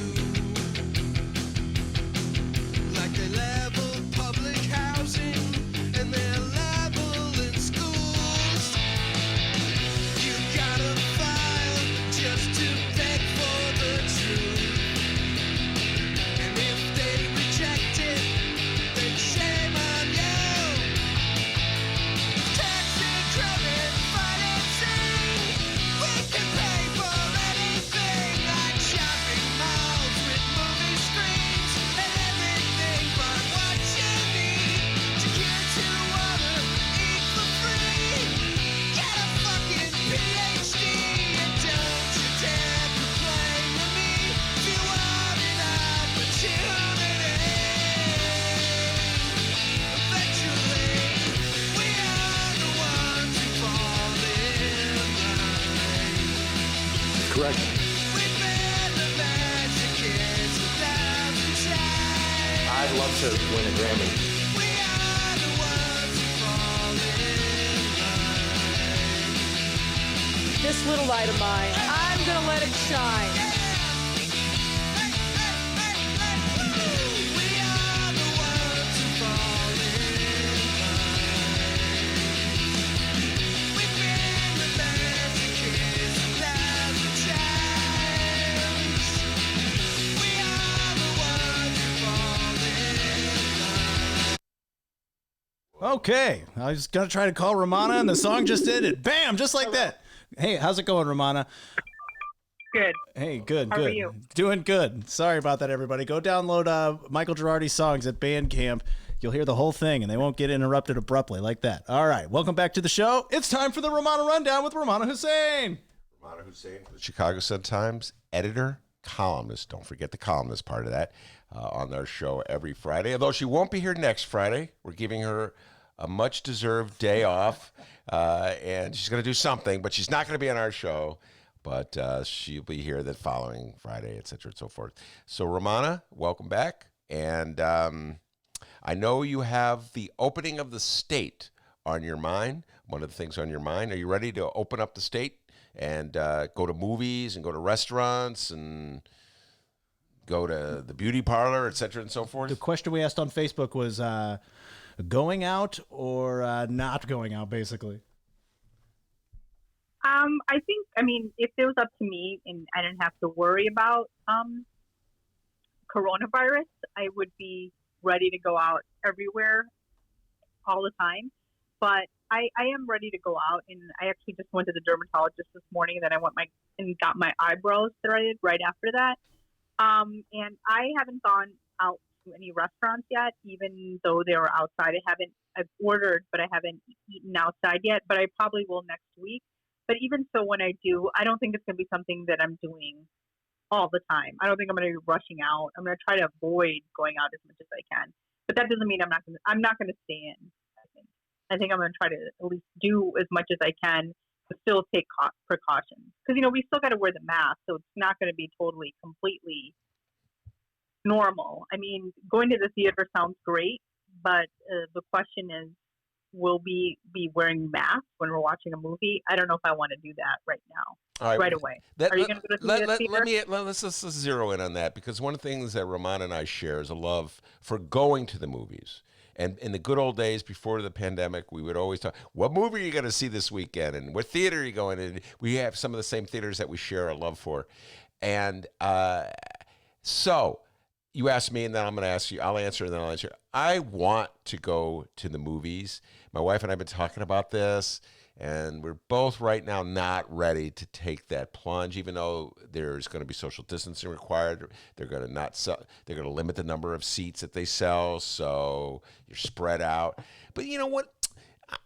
There's always some guy without a mask. You know what I'm saying? And just the other day, my wife was telling me that she went into the local drugstore, and there was a guy without a mask, and she felt irritated. So what do you do? Do you go up to him and say, put a mask on, sir? Do you go tell you know what I mean? Or do you just walk out of the store and say, that's it? So I guess that's kind of where I am, a little hesitant, because one of our listeners pointed out, you're dependent on everyone else. And if you're dependent on other people doing the right thing, it can be dangerous. That's kind of my attitude. I'm a little hesitant right now to go to movies. What about yourself? Yeah, I mean, I think I'm a little, I want to go out. You know, I'm ready to go out. I don't know if I'm going to go out to the movies right away. I don't know if you've ever been to a drive-in, but, you know, drive-ins are coming back in and people are having drive-ins. I think there's some drive-ins in the suburbs. I've never been to a drive-in in my life. So if I did, it'd be the first time, but I don't know if there's any place around here. The theater is a little tricky because you're inside and, you know, these days movies can run for up to 3 hours. So do you want to be in an enclosed area for 3 hours? I don't know. You know, now they're going to, starting today, they're allowing restaurants to have 25% capacity inside. And I don't know if I'm ready to eat inside yet. Eating outside, I can easily do. But even then, I think, you know, it's hard. If you're eating inside, you can't eat with your mask on. So you kind of have to keep taking it on and off. So I don't know if it's going to be a fun experience. So I think if it comes to outdoor activities, I'm okay with it. Indoor activities, I'm seeing my family. You know, I'm not hanging out with them for that long, but, you know, every once in a while I'll see them. You know, we all wear masks, but they do slowly come off. But this is like in an area, you know, or if we're outside. So I'm glad that things are opening up especially for people who have businesses and, you know, have been hurting. But I think people who are aware that this is still, coronavirus hasn't disappeared. So I think that we're still aware of that. So we just have to keep in mind that we got to keep precaution.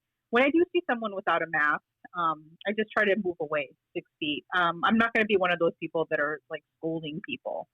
I was at a grocery store a few days ago and it said that, you know, wear gloves, and they had like a pile of gloves, and this woman like looks at me and she's like, you know, I forgot to put the gloves on. I had my mask on, and she like, you know, starts scolding me and tells me to put my gloves back on. So I put the gloves on.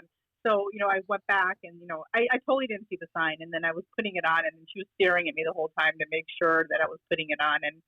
And just from what I know from medical experts, it's mostly from people to people. You can't get it from contact. So I think the gloves are a little excessive. So I'm one of those people who are just kind of in the middle.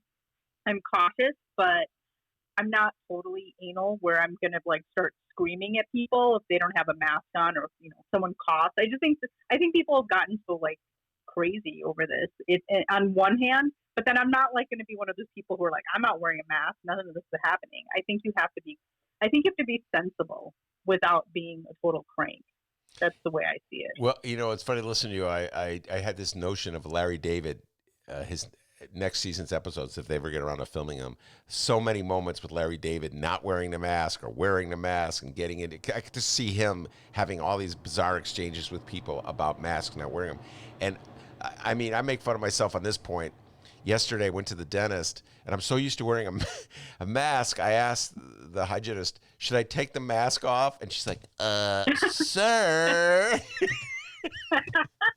That's pretty funny. Dentist, ever heard of it? Anyway, yeah. That's the thing. We're so used to it. I went to the dermatologist today, and I had a little wart on my face. I don't know if you noticed it, but my mask was covering it. And then I told the doctor, I'm like, oh,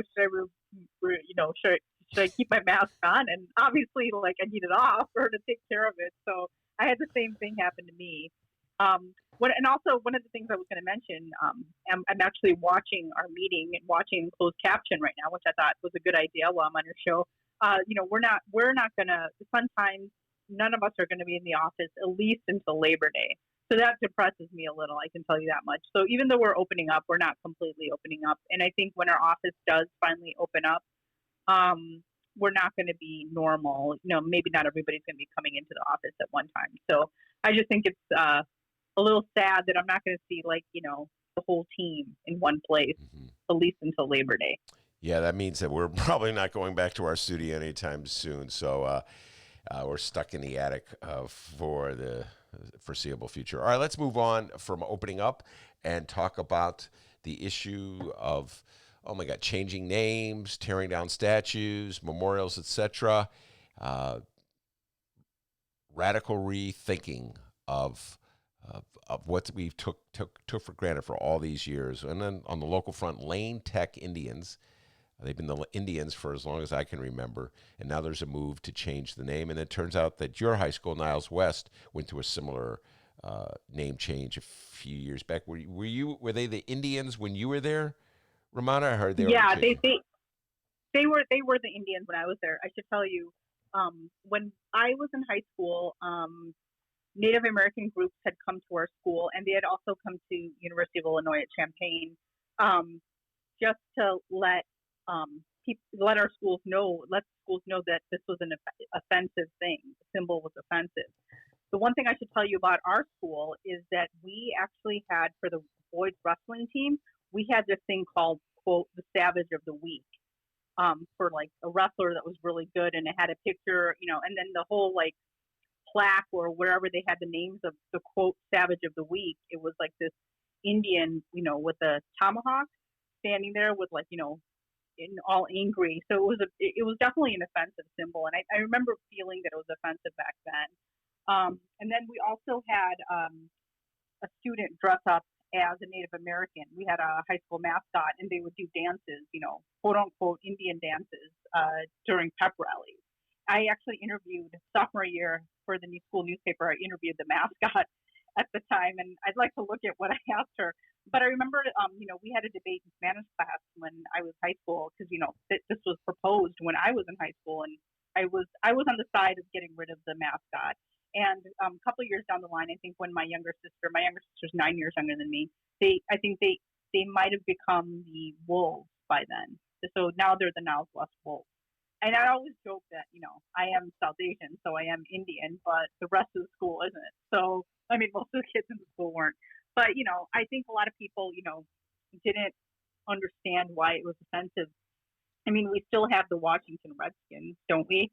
And then when you go to Atlanta Braves games, they do the tomahawk chop, which is pretty offensive to anybody. But, Native American groups have complained about that. So I would think that's heading in the right direction, especially when Native Americans have been saying that these school mascots and, the names have been offensive to their group in a long time. I know a lot of people mentioned that, they mentioned the Notre Dame, I guess, mascot. Isn't it a leprechaun, or is that someone else? The Notre Dame Fighting Irish, that's their... the Fighting Irish. And that a leprechaun, I believe, is their mascot. I believe that is correct. Yeah, and so I know people bring that up whenever they want to just, defend the Native American mascots and symbols, but I think that's a completely different situation.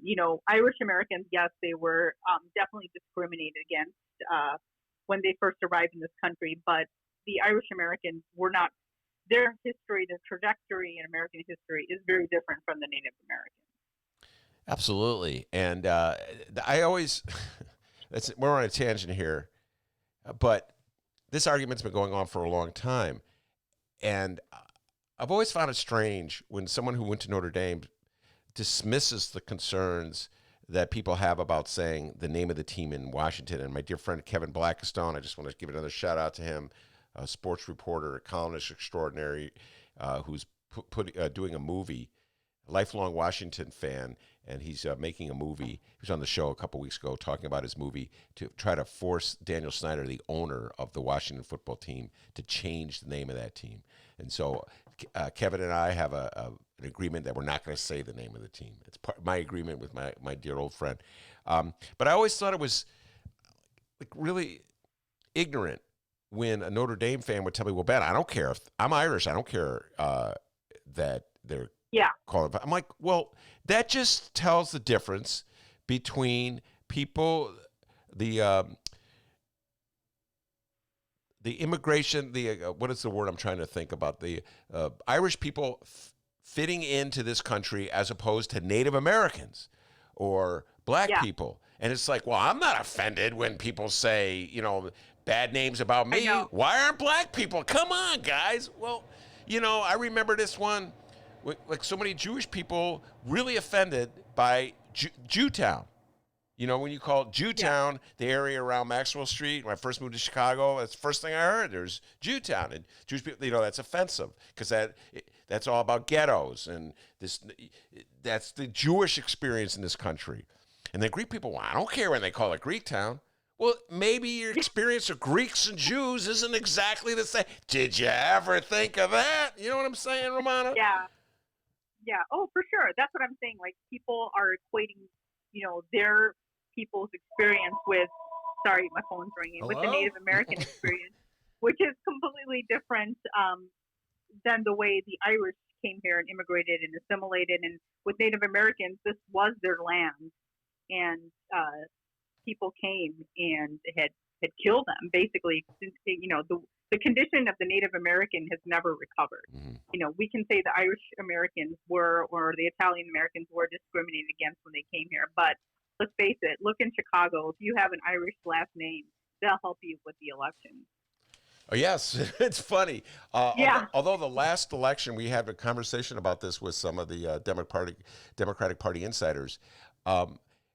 Women with Hispanic last names are doing better and better politically. And many of the politicians in Chicago really study these things in terms of like who wins in judicial races and who wins in committeeman races, bottom of the ballot type races, are starting to realize that there's a value in Hispanic names, which and that makes sense because the Latino population is growing. But I still think that if you have an Irish last name, it definitely helps. Like, I knew a judge. I mean, I'm not saying she can become judge because of her last name, but Judge Nira Walsh. She's Indian, but her last name is Walsh. She married a guy named Walsh, and I might have made a joke with her about like her last name and whether that helped her win the elections. But I still think if you have an Irish last name, it definitely helps. you might have made a joke with her. I guarantee you made a joke with her if I know Romana. All right, now this brings me to Eric Zorn's column, today's Tribune. I don't know if you saw it, but it doesn't matter because I'll boil it down to you. By the way, Eric Zorn's a big fan of the Romana Rundown, even though if he complains from time to time about the sound of it. Anyway, Eric's wrote a very interesting column. Cancel Palooza is on, but now, team, it's getting out of hand. This is the headline in Eric's column today. And he runs through, there's a conservative website, the National Review Online's Cancel Counter, which goes about listing all the complaints by people of the lefty persuasion against names and monuments. And the basic point is that it's getting out of hand, and it's going to be counterproductive for the left because it's going to lead, as Eric writes, I think each new item on the list is a gift to the political right. If we push these moderate voters away with a triumphant orgy of opportunistic cancellation, they'll go to the polls in November and effectively cancel the gains of this burgeoning movement. So I'm not quite in agreement with him on that point. It's like, oh, moderate voters are so sensitive that if we tear down the wrong statue, they'll vote for the lunatic who is encouraging people to jam into a church without masks. But he raises a good point, and he talks about the statue in Madison, Wisconsin, to Hans Christian Heg, an abolitionist and prison reformer killed fighting on the Union side of the Civil War. A protester told Associated Press the statue was offensive because it suggested Wisconsin is racially progressive when its prison system incarcerates too many African Americans. I think that, by the way, was a justification for tearing down the statue after they had torn it down without even knowing what the statue was. That's just me. So what's your general thoughts on this subject, Romana? I'm kind of on the fence. I know a lot of my friends and people that I know said that they don't really like this cancel and call out culture. On the other hand, I think this happened because people were never called out before. I think this is a reaction to the silence that we've endured for all these years. And especially as a person of color, I can tell you that it's pented up anger for all the times that we have to just stand there and just accept what people tell us, and the white supremacy that's kind of enforced on us. And I'm not saying that like as wow, I'm personally, like, I was someone that, I'm a journalist now, but I am someone that would be protesting certain things if I wasn't a journalist, because I'm a protester by nature. I did protest the Iraq War when I was in college, and among other things. But I don't know if I personally would ever destroy a statue, but there's statues of, like, say the Confederates. That would definitely, I could easily say that as a person of color. I don't have any problems with those statues being taken down. I think with this case where this abolitionist, was broken down, I think it was just the reaction and the response. They see another statue of a white guy. And so, everybody's so angry, and the reaction, is just like, we just want to get rid of it. And at the University of Wisconsin also, they want to get rid of the Lincoln statue. That's the latest that I've heard. There's the Black Student Union there. I think that's what the group is called. I could be wrong. It's a group of mostly African American students. They pointing out that even though Abraham Lincoln was against slavery, he was not pro-Black. And, like many people at the time, he thought the white race was superior, and that he didn't think whites and Blacks should be marrying each other. So that is the point they were making. So I was saying that, if we did get rid of that Lincoln statue, personally, I live in the land of Lincoln. There's a lot of other statues, and DC, we see statues of Lincoln there too. So I don't know. I think that's one that's debatable. I think a lot of people would agree with me, because people feel like, if it wasn't for Lincoln, there would be, who knows what would happen. But also, I think it's a good thing to think about is that, even though Lincoln is credited for that, he sometimes is given like more when it comes to like Black history, and people talk about African Americans. It's like Lincoln takes precedent over everything. I don't know if you remember, just this year for Black History Month, President Lincoln, the CTA had President Lincoln like walking, a guy dressed up like President Lincoln, like he was a symbol for Black History Month. And so I think they got rid of him once, once some people on Twitter caught wind of it. So I think it's again, this is a reaction to, the white savior, or just like, certain figures in history given more credit than they should. Now, don't get me wrong. I'm not saying that the Lincoln statue should necessarily be taken down. Like I said, I think that's one that is more debatable, and I think people probably feel strongly. I just think that the way people are responding is just tented up anger and a reaction to,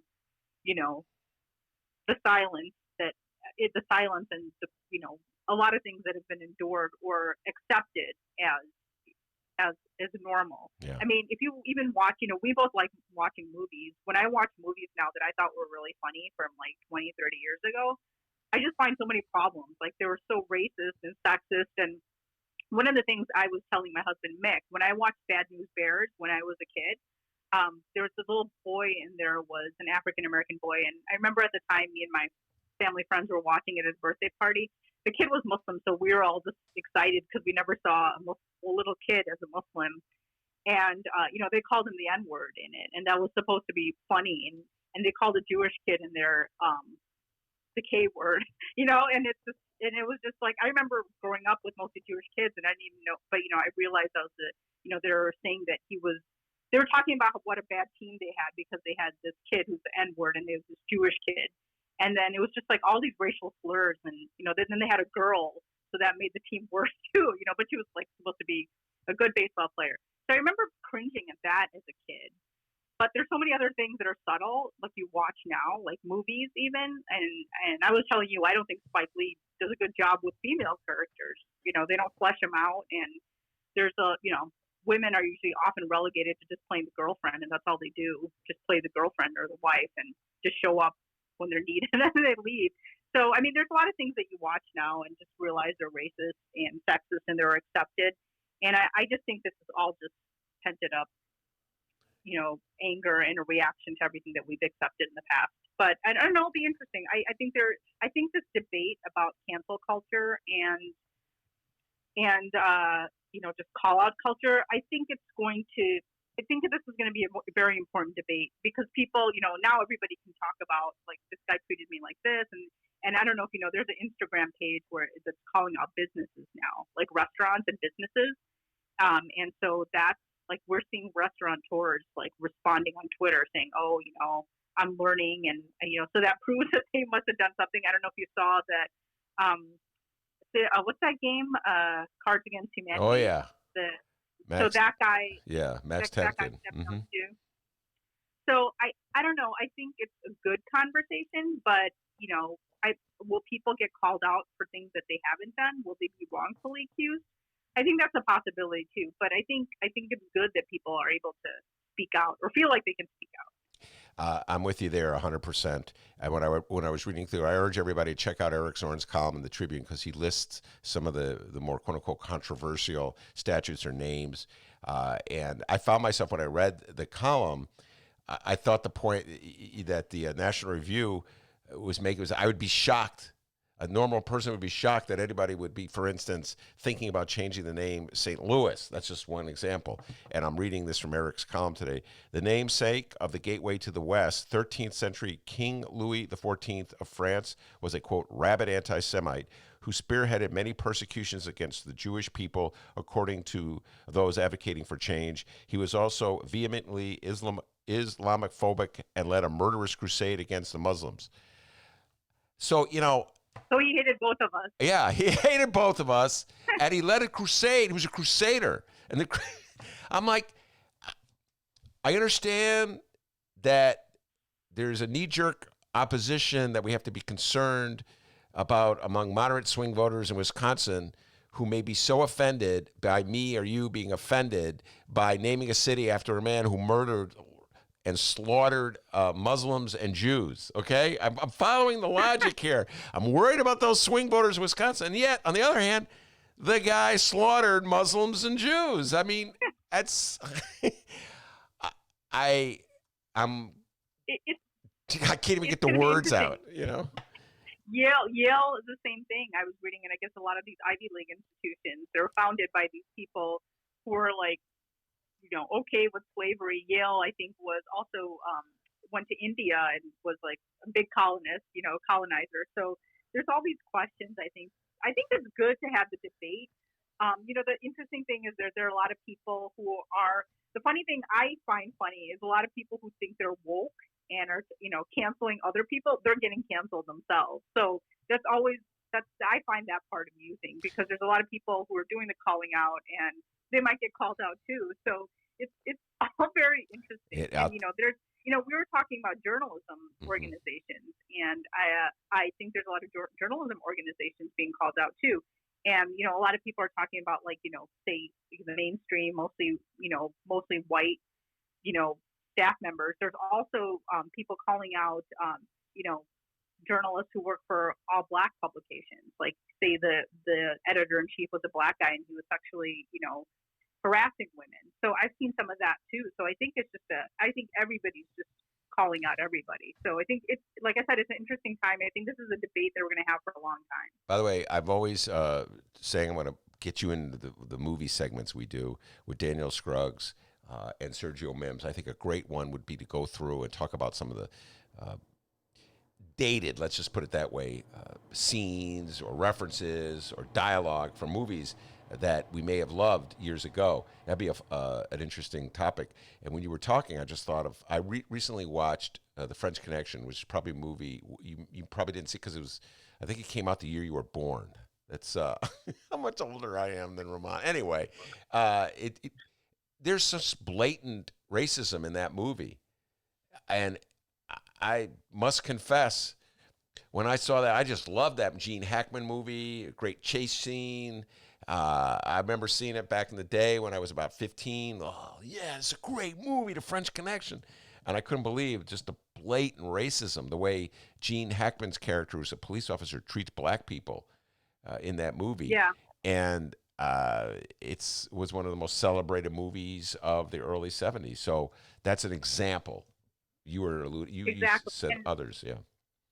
Yeah, and I grew up in the 80s, so I love the John Hughes movies. But 16 Candles, Long Duck Long, that character is completely racist. And Molly Ringwald had a great piece, I think it was in the New Yorker a couple of years ago, where she talks about, John Hughes' treatment of females. Because I loved that movie, 16 Candles. But if you watch it now, there's like rape jokes and, the way they treat the women.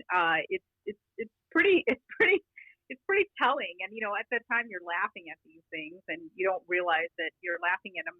Does that mean that we're going to make dialogue in movies like completely PC? And, let's face it, people aren't PC all the time. Does that mean you're going to sanitize the language? No, but it's just the way you present certain things without having, anybody answer to it. I think I think the question is like, having diversity, having characters that speak differently, having nuanced characters. I think that's what we maybe will see in the future. Yeah.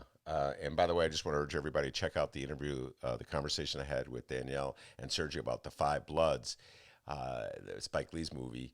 And recently there was an excellent essay in the New York Times about how the Vietnamese are treated in The Five Bloods.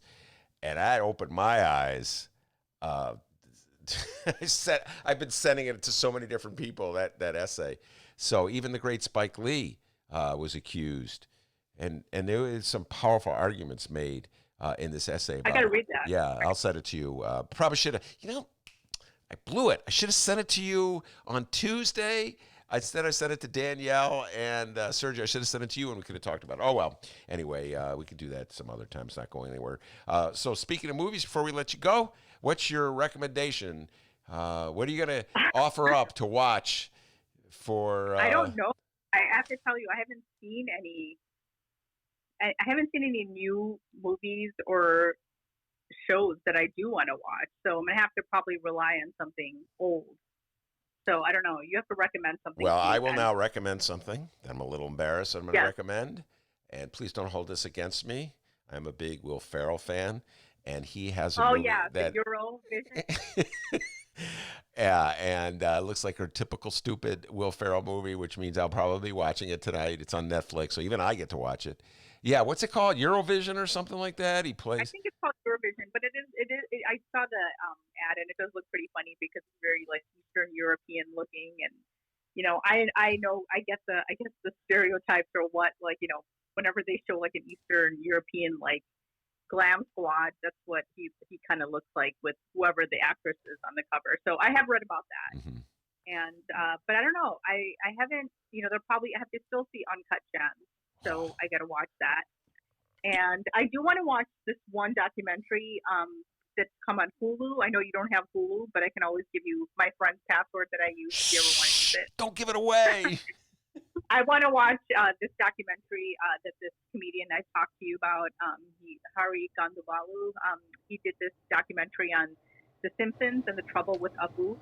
And so that just came on Hulu. It wasn't available on Hulu until now. So I do want to watch that. I think I'm going to catch up on that. It's like a really short documentary. And he talks to a lot of South Asian actors and, his experience with that stereotype. Since that was, at the time, that was one of the only representations of a South Asian man growing up when he was growing up.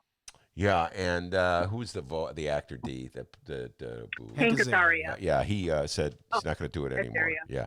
Yeah. One more one I'm going to offer to you. It's a messy, all over the place movie. I'm not saying it's a great movie by any means, but I saw it last week. It dropped on Netflix. But I found it compelling on some levels. The Wasp Network. I don't know if you heard about that, but it's very political. No. I think your husband Mick would probably be into it more than you. It tells a story about how Fidel Castro sent spies into the United States, into Miami, in the early 90s, to spy on the anti-Castro factions in Miami. And how he was manipulating the anti-Castro factions, the FBI, local politicians. It's a very intricate look at how our government spies on the Cuban government and the Cuban government spies on us. And it was a very effective spy network that Castro put together. The movie is a complete and total mess. I'm telling you that right now. You're going to be like, who's this character and what's this guy? But if you just stick through it, there's some good points. Is it a movie or a documentary? No, it's a movie. And in the old days, you would have seen it in a movie theater. You would have gone to the one in Evanston, and I would have gone to the one in Skokie, and nobody would have talked about it. But it dropped on Netflix as a result. So the Wasp Network, it's a political movie about Cuban spying. All right, Romana, stay safe and sound. We will not be talking to you next Saturday. We're giving you a much-deserved day off, so enjoy that day. Friday. My bad, Friday. Yes, Saturday. Wow. It's been a long week. So enjoy your week off, and we'll talk to you in 2 weeks, okay? All right. Okay. Very good. Romana Hussein from the Chicago Sun-Times, editor, columnist from the Chicago Sun-Times. Always fun talking to Romana. Any updates for us, D? Absolutely. One update. Johnny Joe Johnson, or as we call in the live stream chat, Triple J. Triple J gave us some information here. He weighed in. Great comments here. He realized something. He says, I'm starting to think that all the Trump... Oh, I keep doing that, leaning into the sound effect. Trying to lean back and read the second computer here. All right, here we go. I'm thinking that all these Trump towers are actually portals to hell. Please don't rent there unless you get really good discounts. That's pretty funny. That's pretty good. And, Portals to hell. That sounds like a rock group. Portals of Hell or Portals to Hell? Either one. That's a real good rock group, actually. What would one of their songs sound like? Yeah, baby. Yeah, baby. Portals of Hell. Yeah, baby. Okay.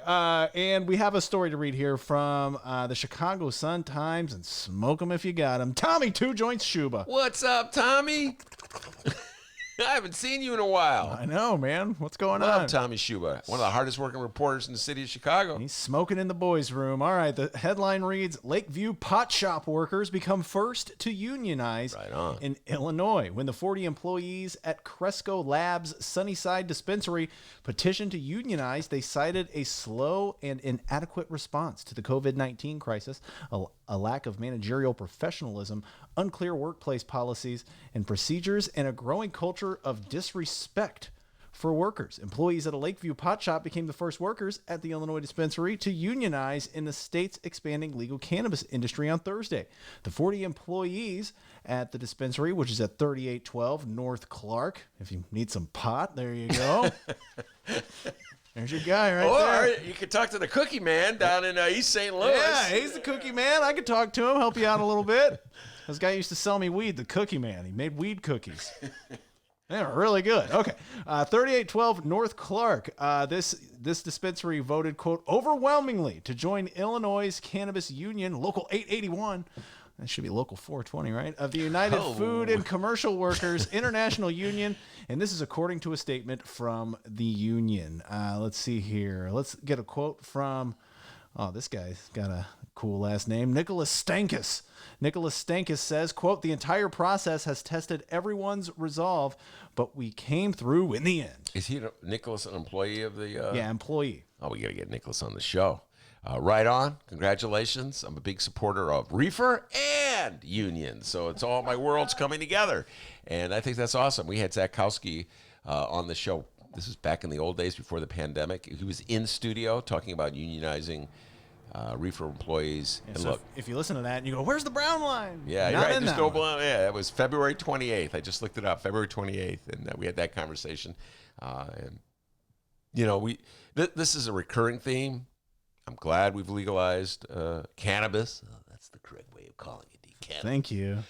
It's cannabis. Oh, Lisa Solomon, if she heard you say pot or something. No, reefer. Ben, it's cannabis, okay? Don't call it marijuana. No, it was Kelly Cassidy that used to tell. No, Toy Hutchinson. On the old days. Oh, sounds like a lot of people were Yeah, they were correcting always on that bad. Blame. Ben, it's your fault. Keep calling it reefer. Or marijuana. Okay, don't call it marijuana. It's awesome though. Like if every time when we had video, you can notice it too. But anytime Ben has a guest on, and the first time he calls it reefer, they all laugh. Kim Fox was like, "Dude, you're calling this reefer still?" Anyway, so I think it's great that we legalize it, whatever you want to call it. It should have been illegal. It should never been illegal in the first place. Blah blah blah. But let's not forget that the war on drugs was waged against black people. And we really don't have social equity until black people are benefiting from the legalization of reefer, okay?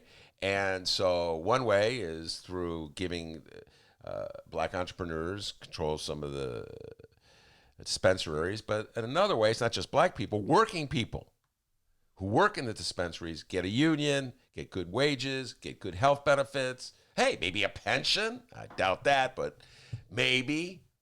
So, collective bargaining in the reefer industry, I welcome it. So congratulations to whatever the name of the dispensary was on the north side. It was on Sunnyside. It was a big, long Cresco Labs or something.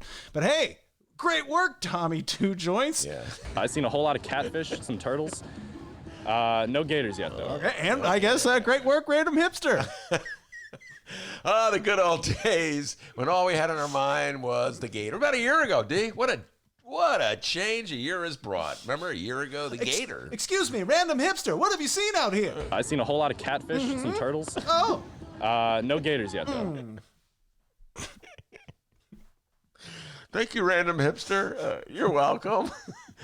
Well, good times. And hey, remember, this weekend's Benny J bonus interviews, we got 3 of them, all right? Available at 5 a.m. on Saturday, Sunday, and Monday. A city council synopsis with our good friend Dave Glowatz, Mr. Bike. A very, very great interview with Ben Joravsky, getting up to date on what went down there. On Sunday, a cannabis conversation. Will this guy be there? I've seen a whole lot of catfish, some turtles. No gators yet, though. No. The guy's name's Keely Parnell. Yeah. And he's a very wise man, and not that Logan Square hipster guy. And on Monday, Dave Ferris, one of the greatest national political minds that I've ever come across. Very funny man. Get up to date on what's going on in national politics. Is he riding with Biden? He's going to vote for him. I don't know if he's riding with him. Definitely going to vote for him. All of that available at both Chicago Sun-Times and Chicago Reader websites, and wherever else you download your favorite podcast. Tell your friends, share it. Give us reviews, 5 stars only. Have a good weekend.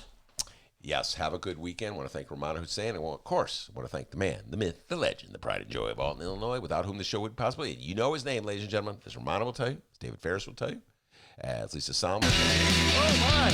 Whoa. That was an accident. Yeah. Back home in Alton, they call him White Lightning. Give yourself a raise. Take it out of petty cash. See you on Tuesday, everybody. And to take us out, Michael Girardi in the editorial board.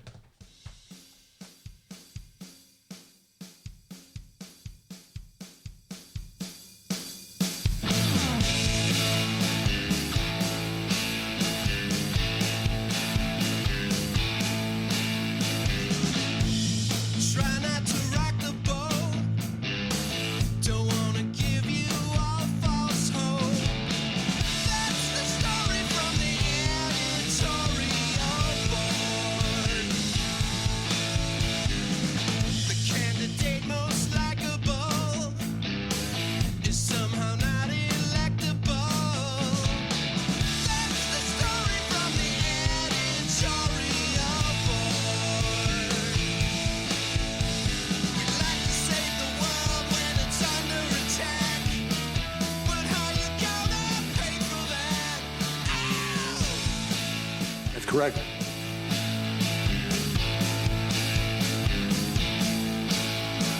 When people want proof that the world ain't flat, we'll just give them their money back. Oh yeah! I've seen a whole lot of catfish, some turtles. No gators yet, though. We heard what you wanna do. Now we'll tell you what's best for you. That's the story from the editorial board. A little tip for the working man. Your employers are all our friends. That's the story from the editorial board. That's the story from the editorial board. We'd like to save the world when it's under attack, but how you gonna pay for that? Ow! That's correct.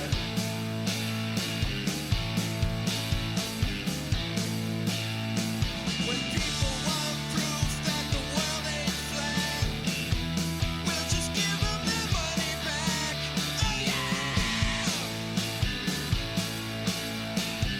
This little light of mine, I'm gonna let it shine. That's the story from the editorial board. That's the story from the editorial board. That's the story from the editorial board. That's the story from the editorial board. play the radio. Make sure the television, make sure you have the record player on at night, the phone. Make sure the kids hear words. That's correct.